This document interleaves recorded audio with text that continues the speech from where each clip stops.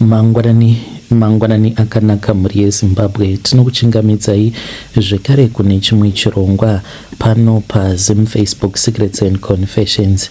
Tadzoka zvekare nemamwe mamessages kuri sei kwose kwamungava muri kumaTV mana enyika. Tadzoka zvekare nemamwe mamessages. Please make sure you comment and you also like in the comment section.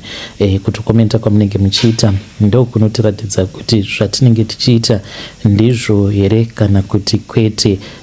Mukanyarara zvinoita sekunge zvatinenge tichiita zvinenge zvisiri izvo. Regedzai tibva tapinda mumamessages edu atadzoka takakubatirai. Message yedu yekutanga yakamera sekudai so: hanzi makadi zvenyu mukoma, ndinokumbirawo kuti munge muchindiposterawo nyaya yangu makavikawo chitupa changu. Zita rangu muchanditi Tawanda, uye zvekare ndakazvarwawo mugore ra1990 muHighfields muHarare. Saka mukomana ndakakurirawo munhamo. Vabereki vangu vainge vari vanhu vainge vachitambudzika. Munongozivawo life yemugeto nekuti zvinhu zvinenge zvakaoma. Kuchikoro taienda zvedu, but waitongoziva kuti kunyangwe ndikanzi ndapasa form 4 mari yekuzoenda kucollege ingabva kupi.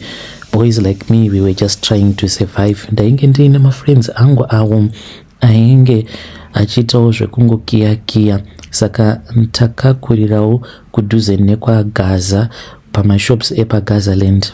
Vabereki vangu ivo vainge vachiroja 2 rooms. Tainge tichigaramo mu2 rooms imomo nemasisters angu matatu. Vabereki vangu ivo vainge vaine bedroom ravo, then ini nemasisters angu tainge tichigara mukitchen. The other room taishandisa sekitchen, then usiku tairaramo zvekare. Baba vangu mukomanashi vainge vakamboshanda kumabhazi kuZupco, but baba vangu vakazokuvara, vakaburuka bhazi richiri kufamba sezvavainge vagara vachingoita, asi baba vakabva vachizokuvara, vakakuvara musana. Amai vangu ivo vainge vachishanda semusikanawo webasa. Baba vangu vainge vachitawo zvekutengesa, vainge vaine kamusika kavo vachiita zvekutengesawo madomasi, so as to keep us alive. Amai ndo vaitotiriritira. Baba vangu vaingotiwo zvimari zvavanenge vawana ndizvozvo. So I was the eldest with my other sisters, and me being the eldest and being a boy, ndaitozviziva kutoti ndaifanira kuti ndinge ndichiita man up from a very young age. Ndaizama nepose pandainge ndichigona napo. By 2015 mukoma, I was 25 by then. Ndainge ndaneta nekuda kwenhamo. Ndakaedza zvose, like I tried everything mukoma. Kutengesa hembe dzemumabhero kwamupedza nhamo. Ndikatomboedza kushanda, tainge tichishanda kuruwa. Mazuva acho iwawo kwainge kuino umwe mudhara uyo ainge achiita zvekugadzirawo zvitina ikoko. Saka taishanda, ndikatomboedza kuita zvechihwindi kumbari kumusika uko, but life was like living hell. But ndiko kwandakazodzidzirawo kuita zvekudriva makombi. Mudhara wataishandira ainge aine hutsinye, ende munongoziva kuti upenyu hwakombi driver upenyu hwekuti unongoswera uchingotiza mapurisa kana kuri kunzi unenge usina mari yekubhadhara mafaini. Dzimwe nguva ukasungwa waikwanisa kutongorara kumasel, ende maiti kana mukasungwa makawanda, vamwe varungu vavo vaiuya nemari vobva vabhadhara mafaini, asi murungu wedu aitokudzimirai mafoni, obva atotaura rafu, aitotanga atotuka mapurisa kuti kana muchida torai makombi acho mumaendese kuscrap yard tozoonana kucourt, ende aikusiyai. Saka tainge tava kutozivikanwa, ende taigara tisina mari. Taiti paya kana tava kunopakawo makombi, mudhara iyeye aitora mari yose.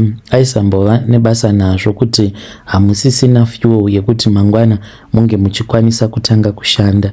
Saka waitotangidza zvekare kuti 1 taigara tisina mari nguva dzose, ende taiti kana ava mazuva ekuti tinenge tava kuda kupiwa mari dzedu dzepay, kungokuudza kuti wauraya kombi kana kungokupa mamwe mamistake so that ange achizokupa mari shoma. Ndainge ndava kungoraramirawo kungotenga plate yesadza nekungonwa doro. Saka shungu dzangu, because of the broken dreams, ndainge ndava kupedzera shungu dzangu mudoro nekutora zvinodhaka. One day takati tiri kwaGaza, tainge tiri pane kamwe kabhawa, we were busy zvedu tichitonwa mascad. Ndainge ndiine imwe shamwari yangu uyo wandichati Blessing, tainge tichimuti Bless Mpandawana.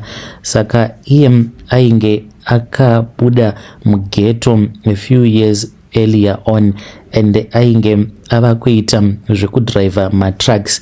Ipapo takati tichinwa zvedu, akandiudza kuti ainge achida kuti ndinge ndichizoenda naye kuMozambique nekuti ainge ava kudriver matruck kuMozambique achidriver local. He told me akati kana uchida kubudirira maikai unofanira kutoti unge uchibuda muZimbabwe, otherwise unofa nenhamo. Sezvauri kuziva kuti now ndiri based kuBeria kuMozambique, ndinodriver matruck, tiri kuita mari. Kana uchida ndinokwanisa kukudzidzisa truck. Kana ndakudzidzisa then murungu wangu ndozotaura naye kana ndakwanisa kukuita polish up, because ainge achiti murungu wake aigara achingotsvaka madriver manyowani.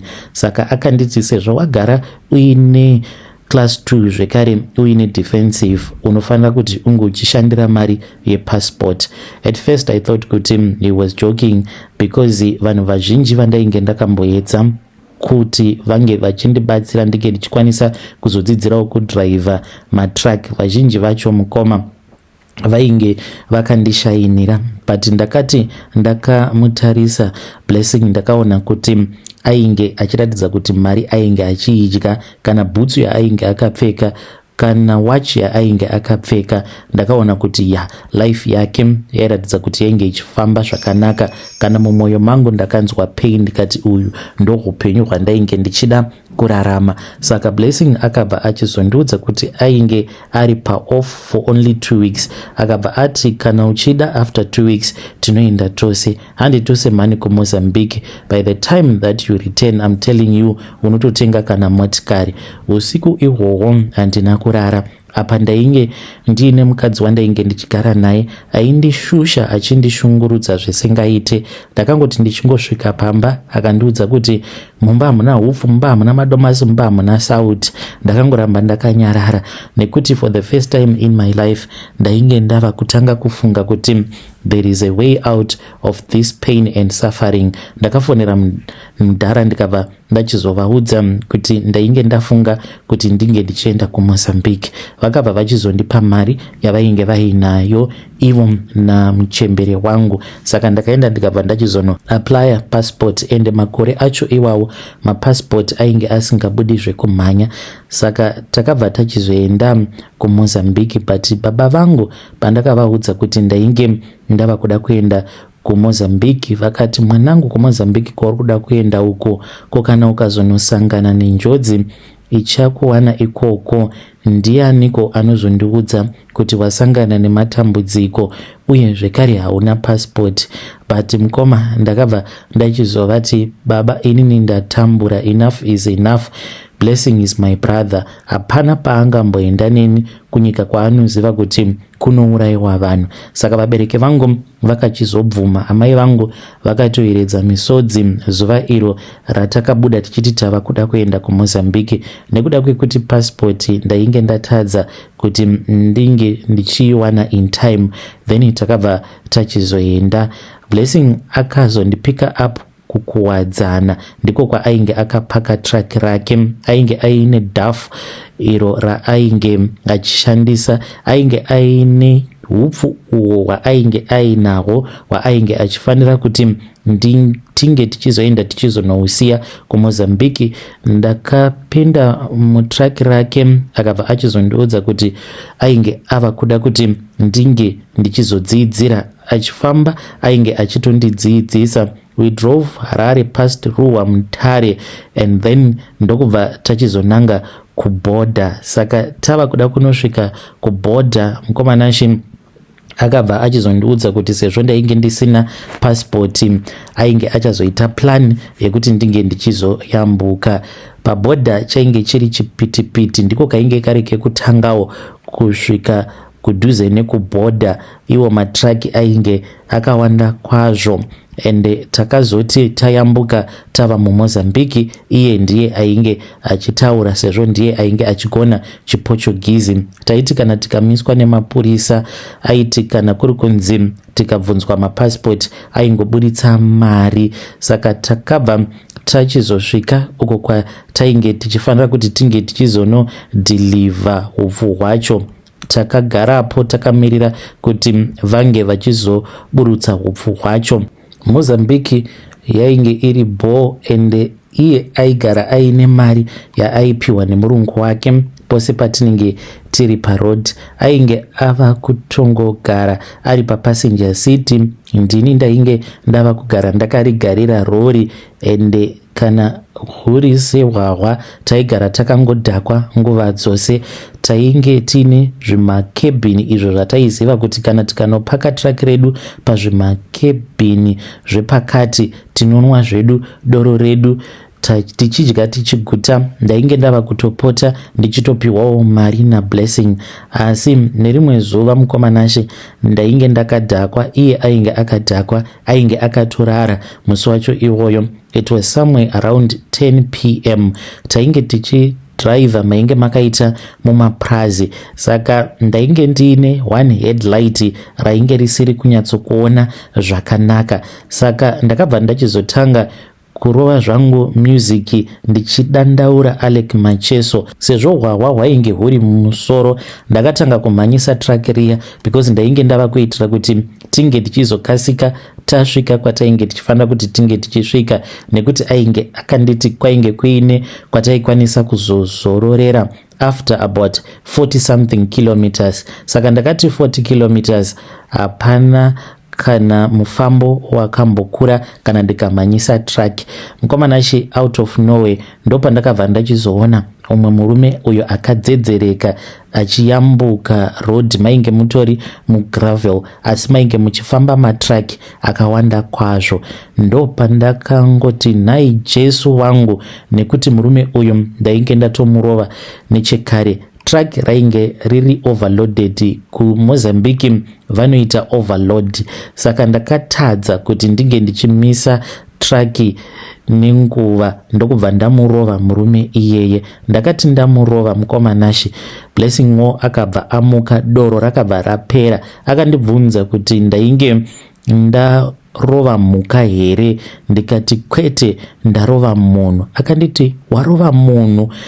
Ndikabva ndati hongu ndarova munhu. Saka ndainge ndatomisa track. Ndakati ndichida kunodzima track akanditi usadzima. Ibva ipapo ndokubva atondisundira kwakadero. Akabva achizouya ndokubva achizogara padriver seat ndokubva atanga kudriver. Akadriver mukomanashi tainge tichingopesana nematrack mamwe akawanda because road yacho yainge iri busy. Ndikabva ndati ko nai mukoma Blessing, ko zvamusiri kumira wani, tadii tatanga taona kuti munhu wandarova achiri mupenyu here? Kana ari mupenyu tobva taenda naye kuchipatara. Akabva anditi kana ndikangomira chete pedu patopera. Unombomaziva here mapurisa ekuMozambique?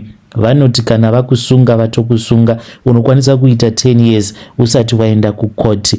Akaramba achingodriver ndokubva tachizotodarikira apo patainge tichifanira kuti tinge tichizomira pa40 km peg paainge akati ndopataifanira kuti tinge tichizozorora. Apa ainge ava kupopota akabva ati nhai mfana wangu, nhai mfana, waitei tarira uone kuti watsika munhu, watomuuraya chete munhu iyeye. Mukomanashi akadriver usiku hwose kusvika tichizosvika payard apo patainge tifanira kuti tinge tichiburutsa zvinhu. Ndokubva achizobhadhara security, akamupa mari. Akabva achizomuudza kuti sezvo ainge adhileya ari kumba kwehure rake ainge achida kuti ange achizonyora nguva dzisidzo. Kunyange takazosvika kunze kwava kutoda kutochena, but nguva dzakazonyorwa pakanyorwa kuti tainge takasvika nelodhi kuma 2 the previous day. Ndokubva tapinda muyadi tikapaka. Handina kurara usiku ihwohwo ndichingofunga nekuti ndainge ndava kuona vision rezvose izvo zvainge zvakaitika. Takabva tachizopiwa imwe load 3 nights later. Tainge tava kuenda kuChimoyo, saka takati tichienda kuChimoyo ndini ndainge ndichidriver zvekare. Mukomanashi ndakabva ndachizoona munhu ainge akamira pakati peroad, but munhu uyu akatanga aonekwa naBlessing akangoti mabreak tawanda mabreak. Ona munhu pakati peroad, ndokubva ndamisa track kudaro rakabva rachizoputitsa matayi maviri because ndakamira nekukasika. Takati takamira kudaro hatina chatakazoona, there was nothing. Mukoma, road yainge yakatitwasa, mainge musina kana munhu muroad, but tainge tatomboona mumwe murume uyu ainge akapfeka t-shirt yewhite, ainge akapfeka sekunge munhu wekumasowe.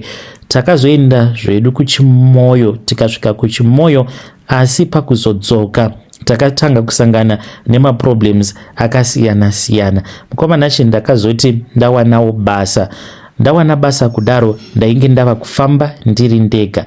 Ndaiti kana ndikabata mari chandaikwanisa kuita ndechekuti ndaikwanisa kungotumidzira kana $50 chaiyo kumusha.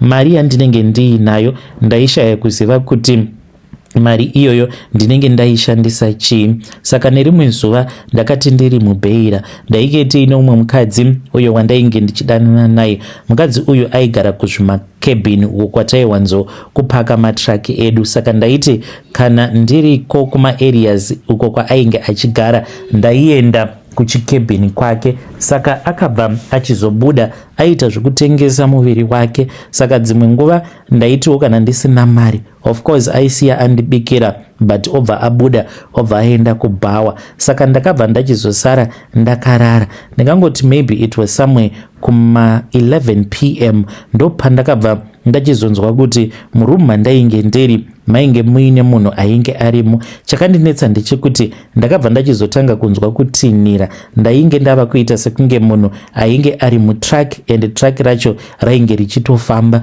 Pandakamuka mukoma ndichibatidza tochi yechimwe chiredhiyo chandaiwanzokufamba nacho, ndo pandakabva ndachizoona kuti pasaidi nemubhedha painge paine kofini rainge riripo. Kofini iri mukoma rainge rakavhurwa. Chidhoo chekebhini ichocho handina kana kumbochinzwa nekuti chainge chiri chemapuranga. Ndakangonochikava nebhutsu ndichitobuda panze. Vanhu vakauya vakandibvunza kuti kochii chainge chaitika. Ndakanyepera vanhu ndikavaudza kuti pane varume vaviri vainge vandipindira mumba vainge vakabata mabhemba. Vanhu ivavo vakatsvakiwa nemapurisa asi havana kuonekwa nekuda kwekuti dzainge dziri nhema. Mukomanashi ndakabva ndachizobva kuMozambique. Murungu wandainge ndava kushandira iye ainge ava kuita zve-cross border between Mozambique and Zimbabwe. This was a week later, mushure mekunge ndaona kofini mumba mandainge ndiri. Saka ndakabva ndachizoti ndiri maMutare ndine mukadzi zvekare wandakakwidza. Mukadzi uyu akanyangarika masikati. Mukadzi iyeye akati ainge achida kuzoburukira mumarondera, asi mukadzi uyu mukoma nekwaakazoenda handina kukuona, ende ndainge ndiine confusion. Nekwandainge ndava kusaziva kuti ndainge ndiripi. Ndainge ndatova neconfusion. Ndakazotovhunduka mushure mekunge ndadarika marondera ndikati kondiripi, but ndainge ndichitodriver. Mukadzi iyeye ndakashaya kuti akaburuka mutraki sei. Ndakazoti ndasvika kumba kuHighfields, vabereki vangu vaifara mukoma. Ndainge ndiine magroceries avo andainge ndakatenga.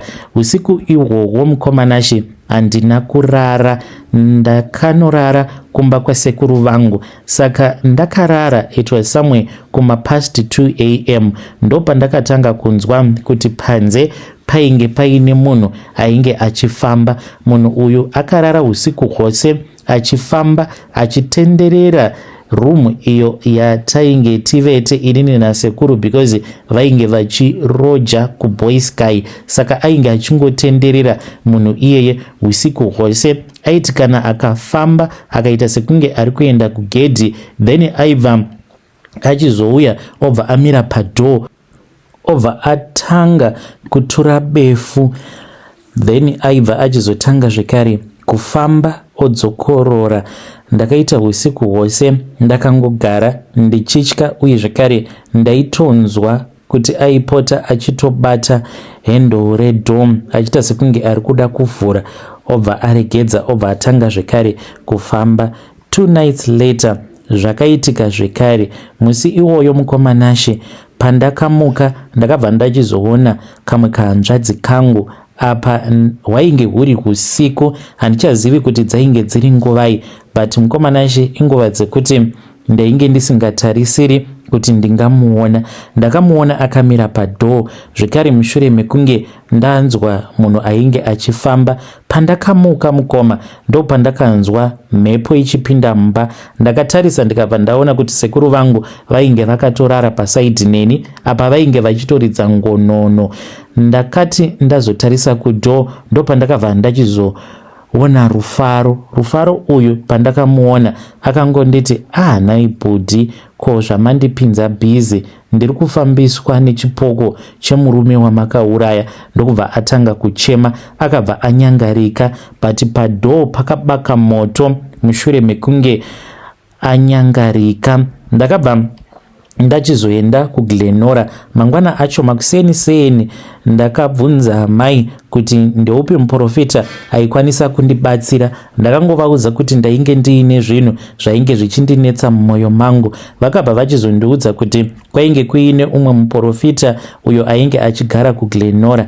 Ndakati ndasvika kuGlenora ndopandakabva ndachizobatsirwa noumwe mudhara. Nyaya iyi anoiziva. Ndikamukombira ndikasiya ndamubhadhara $100 kuti asataura. Saka akandinamatira, akangoti achingobata musoro wangu ndokubva ati yeish. Akabva atobatwa nemweya, akabva achizotanga kutaura Chiputukezi, ndokubva achizotanga kuchema. Akachema kuda about 5 minutes ndokubva achizoti Mwari wangu. Akabva achizoti kwandiri, madzibaba makauraya munhu kuMozambique. Ndakabva ndachizomuudza kuti hongu zvainge zvakaitika, but yainge iri accident. Akatanga kudzungudza musoro wake, akabva ati kwete, musati iaccident munonditsamwisa kana muchidaro, makadeura ropa risina mhosva imi. Mushure mekunge madeura ropa makazoita sei nhai madzibaba? Ndikabva ndati takatiza munhu waMwari. Vakabva vati kwandiri, mweya wemurume uyo hauna kuzorora, ari kuda kuti munge muchienda kunotsvaka hama dzake. Kana matsvaka hama dzake, mune huripwa uhwo hwamuri kufanira kuti munge muchizobhadhara huripwa ihwohwo. Ndakabva ndachizoedza kuti ndinge ndichitaura navo. Ndikabva ndati, nhai madzibaba, ndingazvifambisa sei munhu waMwari? Nekuti murume uyu kunyange kwaanobva handikuzivi, kana zita rake handirizivi. Mozambique yakakura madzibaba, ndingazvifambisa sei? Muprofita akabva achizoti ndaifanira kuti ndinge ndichidzokera kuMozambique, nekuti kana ndainge ndisingazodzokeri kuMozambique, mhepo yemufi yaizongoramba ichingonditeverera. After that mukomana chimushure mekunge ndapiwa minamato namadzibaba, zvakamboita senani, but ndaingoramba ndichingomurota murume iyeye achiuya kwandiri achingoti chizivisa hama dzangu nekuti wakanditadzira. Sezvisinei Blessing akabva achizouya uko Harare, ainge aine hama yake iyo yainge yakafa. Takabva tachizosangana kwaGaza zvekare. Pandakamuona ndakashamisika because ainge ari mugiant, but ipapo pandakamuona ainge awonda. Ndikati kochi chiri kuitika naye mukoma kwamuri? Kasi muri kurwara here? Akabva anditi kwete, tawanda ndine zvinhu zvandiri kuona, ndine zvinhu zvandiri kusangana nazvo. Akabva achizondiudza kuti hama yake yainge yakafa ainge akaenda kun'anga achiedza kuda kutsipika mhepo yemufi. Aenda kun'anga kudaro ndokubva mufi achizorova hama yake asi ainge achingoramba achingomuona. Akati, Tawanda, munhu wewe wawakatsika, ndiri kungoramba ndichingomurota siku nesikati. Kana ndakarara mutraki anenge achindishungurudza. Akandiudza kuti aitoburuka mutraki otoita zvekutorara kana muzasi metraki kuti ange achikwanisa kubatwa nehope. Takangogara mukoma takatarisana nemadoro atainge tatenga, tikazotogumisidzira tamapa vanhu tisingachazivi kuti toita sei. Ndakamuudzawo zvandainge ndichisangana nazvo nezvakaitika apo pandakaona hanzvadzi yangu yakamira padhoo, dhoo rakavhurwa ndisingazivi kuti rainge ravhurwa nani. Akabva ati, zvinoreva kuti tava kutotevererwa nemweya wengozi, zvino toita sei? Saka akabva achizondiudza kuti ainge aine imwe n'anga iyo yaainge achiziva. Akati n'anga iyi yainge ichigara kuMbare, ainge ari mukadzi wechirudzi. Ndichavati gogo Ncube. Takabva tachizoenda kumba kwavo. Tasvika kumba kwavo, gogo vamaNcube vakabva vachizotiudza kuti murume uyo watainge takatsika ndainge ndakaona sekunge ainge achidzedzereka nekudhakwa, asi ainge achitoenda kumunamato midnight prayer apo pandakamutsika. Saka mweya wake wainge wakatsamwa, ende zvainge zvakataurwa namadzibaba ndo zvakataurwa zvekare nagogo vamaNcube. Vakati ivo vainge vachiudzwa nemweya wemufi kuti ainge achida uripwa. Tikabva tavabvunza kuti ainge achida mari yakawanda sei. Akataura akabva ati ainge achida mombe 40, aida mbudzi, aida mari, uye zvekare aida kuzoitirwa mutambo. Tikati mombe 40 tinodziwana kupi? Hatifi takakwanisa kuwana mombe dzakawanda kudaro. Vakabva vati, zvinoreva kuti kana matadza kubhadhara mweya wengozi ucharamba uchingokunetsai. Mukomanachi takazongosiyana nazvo. Vakatipa mushonga uyo wavakati uyu mushonga uyu munopota muchiuzora. 2 years later mukomanachi ndakazoudzwa imwe nyaya yakandirwadza. Blessing akaenda nemhuri yake ndokubva achizonofira kugungwa kuIndian Ocean. Zvinhu zvakaitika tisina kana kumbotarisira. Mushure mekunge Blessing ashayika, zvino ndainge ndava kuona zvipoko zviviri. Izvi zvainge zvava kuitika mainge mava mugore ra2018. Mukomanashi ipapo ndainge ndadzingwa basa nemurungu wandainge ndichishandira. Ndaiti kana ndikashanda apa mwedzi umwe chete ndobva ndatodzingwa basa, ndobva ndatanga kushanda somewhere else zvekare. Varungu vose avo vandainge ndichishandira vaigumisidzira vava kushaya kana mari yekuti vange vachindibhadhara. Dzimwe nguva ndaikwanisa kungoti kana ndikapaka truck ndobva ndabirwa dhizeri, kubirwa matai. Ndakatombopaka padhuze nepolice station, hamene kuti vakamatai acho sei. Masikati vakarova trailer rose, matai akabiwa, vakangosiya matai 1 kuitira kuti trailer risazodona. Apa rainge rakalodha. Murungu akazopinda bhizi kutenga matai ose manyowani ndikadzingwa basa. Umwe murume uyo akazondirwadza. Ndakatanga kumushandira mushure mekunge abva mukutenga traki rake. Atenga traki mukoma, ndakashandidzana naye mune zvakanaka. One day akazongoti kwandiri, Tawanda, ndakafamba. Ainge ari wekuMozambique zvekare, asi mukadzi wacho ainge ari wekuZimbabwe. Akabva ati, Tawanda, ndakafamba, wandikanganisira zvinhu zvangu. Traki iri ndava kutofanira kutoti ndinge ndichiritengesa.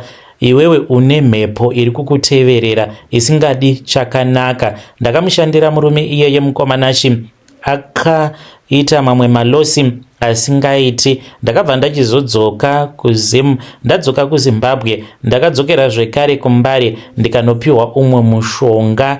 Ndapiwa mushonga kudaro ndine vamwe sekuru vangu avo vakazoshayika vainge vachigara kukuwadzana. Vichireva izvo kuti pari zvino ndava kuona zvipoko zvitatu. Ndinoona chipoko chemurume wekuMozambique, ndiri kuona chipoko chaBlessing, uye zvekare nechipoko chasekuru vangu. Kana vari sasekuru vangu vanoita zvekunditaimira ndakarivara paya vongokaruka vanyuka kumberi kwangu. Sekuru vangu ndinowanzo kuvaona vakapfeka sheti yavakavigwa vakapfeka yewaiti, vanenge vakamira vari mukofini vachindidaidza vachinti kwandiri, takaisa ziso redu pauri, takaisa ziso redu pauri, takaisa ziso redu pauri, takaisa ziso redu pauri. Vobva vatanga kuseka. Vachitaura kudaro vanenge vachitaura nemavhoisi akawanda, uye zvekare ndinozotogumisidzira ndava kutaurawo ndega. Saka ndo zviri kuitika izvi. Upenyu hwacho hwakaoma hwandiri kurarama, ndichiri kushanda zvangu mukoma, asi kwava kungoshandawo kwekungoti zvino ndingagoita sei. Hanzvadzi yangu, ndine hanzvadzi yangu imwe inopota ichibatwa nebuka. Iye anoti ane zvinhu zvaanoona, zvinhu izvi zvaanoona anozokanganwa kuti anenge aona chii, but ndiri kufungidzira kuti anenge ari kupota achiona chipoko chemurume uyo wandakatsika kuMozambique chasekuru Hameno, zvimwe kuda nechaBlessing. Handizivi kuti mhuri yangu ndingagara nayo pasi sei, ndingavaudzawo sei kuti izvi ndo zvandakaita kuMozambique. Ndakatsika munhu, tatsika munhu kudaro tikabva tachizotiza. Shamwari yangu kufa kwaakaita anoita sekunge akatonyudzwa mugungwa nechipoko chemurume iyeye. Ndashungurudzika, ndatambudzika, handina kana mukadzi, handina kana mwana. Usiku hwose ndinongorara ndichingovhumuka. Ukaona kana mahure chaiwo ukakecha hure rinogumisidzira raita give up, robva rati chingondipa hako iyoyo yawandishandisa, kunyange tarara kana ruviri ndongomubhadhara munhu oenda. Apa ndinenge ndakechawo munhu wekuti ndinge ndichirara naye just for company, because ndiri ndega mukoma ndinenge ndichitya. Vedare ndo message iyo yandakatumidzirwa ichibva kuna mukoma vedu. Zvakangooma hazvo vedu we. Strange things indeed they do happen in this world. Kunyange pandanga ndichitoverenga nyaya iyi, I don't know why ndanga ndichingonzwa ndiri nervous, I was not calm down. Hameno zvandanga ndichingonzwa. Zvakangooma hazvo vedu we. Strange things indeed they do happen in this world. Hanzi ndiri kuona zvipoko zvitatu, vari kuti ivo vari kuona zvipoko zvitatu. Ngatitaurei navo mucomment section, mukoma vedu ava. Kunyange pandanga ndichiverenga ndanga ndakabayirira charger palaptop pangu, payangozvomoka minotiwo sei yangozvomokawo ikadonha pasi. Ndavhunduka hama dzangu. Let us try to talk about this in the comment section. Ngatisanganei zvekare mune zvimwe zvirongwa zvinotevera.